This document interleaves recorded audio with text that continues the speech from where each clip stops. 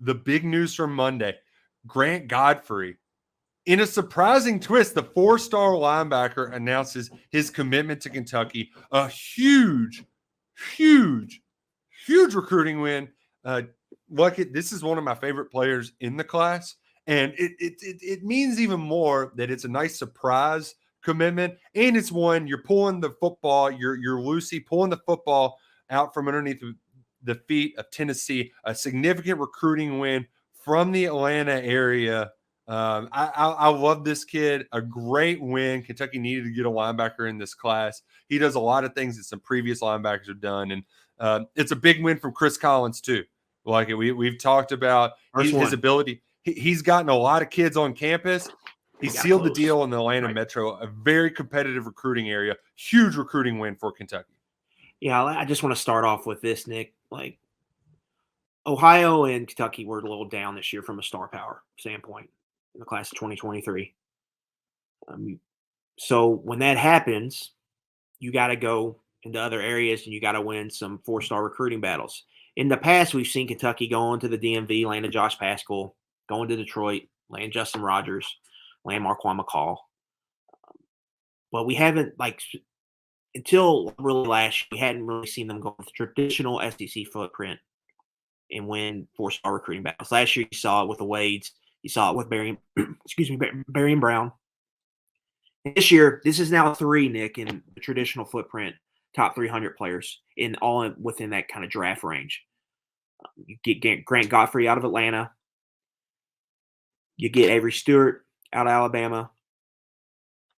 And then you get, a Shamar Porter out of Nashville. I mean, those are 3 big-time recruiting wins. You're beating teams you're going to play on a fall Saturday in conference play on the recruiting trail. You're beating them in their backyard. Kentucky's going down there and getting these types of kids. So that is very significant in that standpoint alone. Anytime Kentucky goes and gets 3 top 300 players from the traditional SEC footprint, that's great. And that sets you up to potentially have a great class or can pick up the slack if things in your traditional areas may be a little down. Now, on the field, there is some Jamin Davis vibes with Grant Godfrey. Look it. You are speaking my language because when you watch him, he's 6'3". Well, he's got the length. He goes side to side.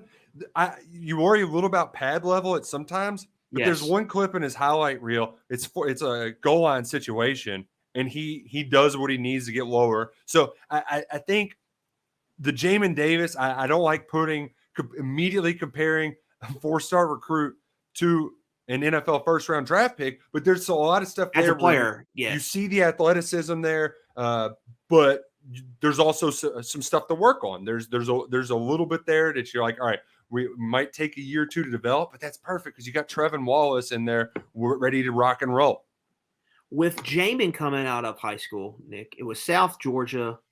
It was a lighter area where Grant Godfrey's playing in the best region in Atlanta. I mean, you could argue it's the best in the country. I mean, he's playing against Power 5 guys, so you're seeing his tape roll. But he had a slender frame, but he had athleticism.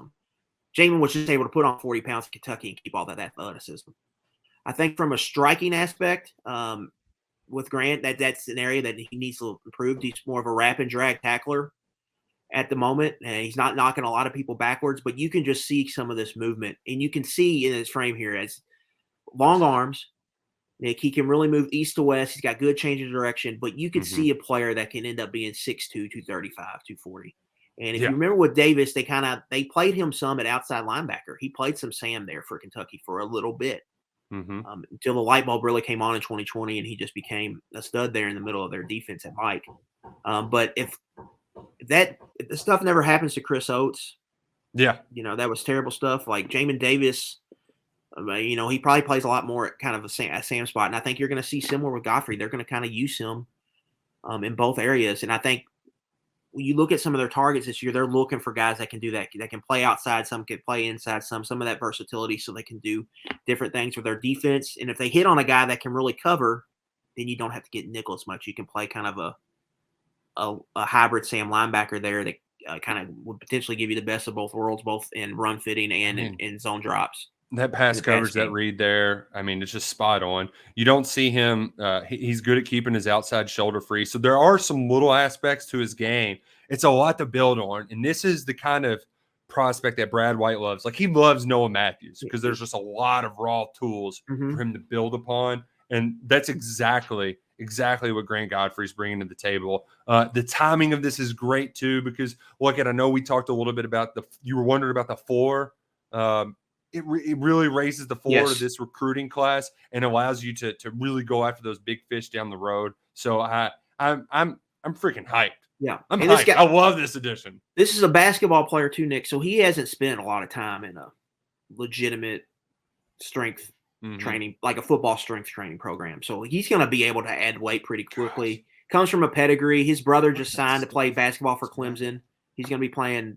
His brother RJ will be a true freshman for Brad Brownell's program there at Clemson this year. He's playing basketball in the ACC. So there's a lot there. I just think, I think the ceiling's pretty high. Like, you're not recruiting Grant Godfrey as a true freshman. You're recruiting him as a junior.